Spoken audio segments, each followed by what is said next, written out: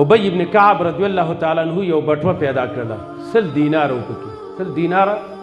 بلا شی پیسې جوړیږي ورو تقریبا د 100 تولو نه زیات سره راځي 150 تولو پورې راغی رسول الله سمته یا رسول الله دا بټوه می پیدا کړي نبی علیہ السلام یو کال پورې اعلانات کوي یو کال پورې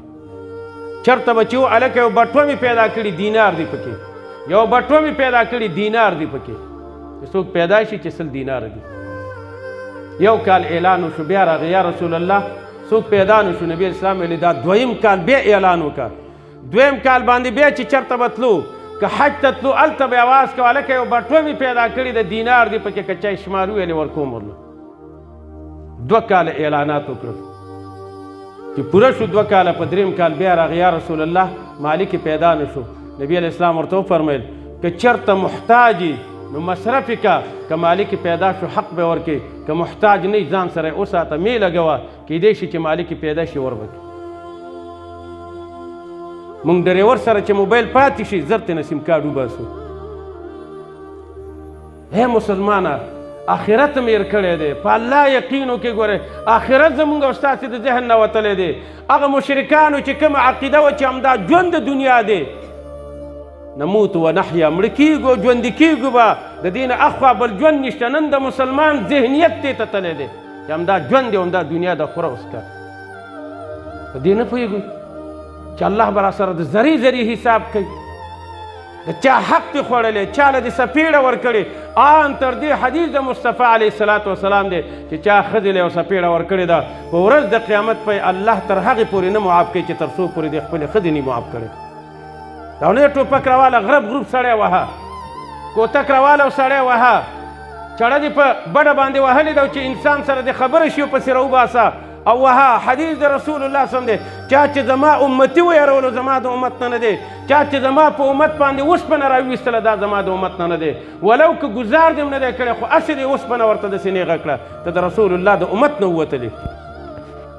دا عبس نه دي پیدا فحسبتم انما خلقناکم عبسا وانکم الینا لا ترجعون د انسانان عبس نه دي پیدا دې باندې الله رب العالمین څومره خواري کړې ده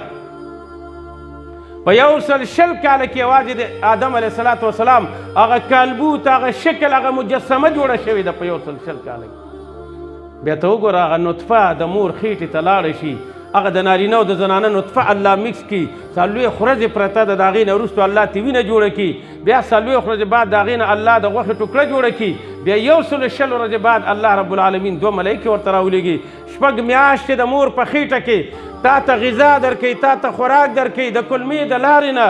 ستا خېټه نه خوږېږي تا له جړا نه درځي ستا په غوږونو کې اوبه نه ځي د رحم په منځ کې په اوبو کې پروت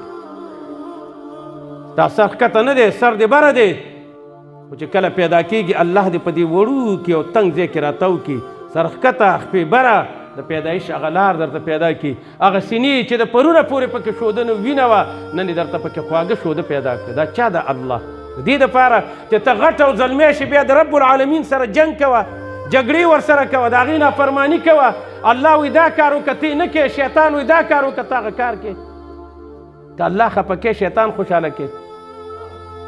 رب د دې دپاره دا دومره تربیت زمونږ وکړه په یو غاښ دې در شي علاج یې در سره نشته خېټه دې خرابه شي علاج یې در سره نشته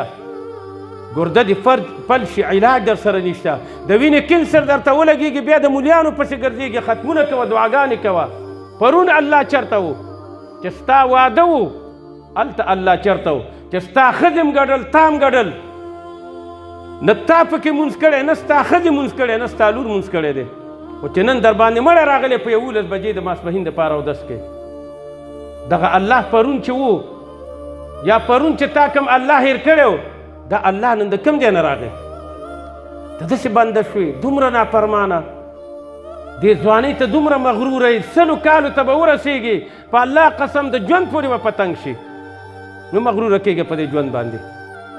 100 کالو ته چې کوم سړی او ښځه ورسېده کټ کې پراتی یا د ژوند پورې به پتنګي وایي بس مرګ ته شپې ورځې دي سبا کوی ستا قدر به ختم شي راشه بنده ښایسته ورځې دي خپل رب بندگی او عبادت وکړه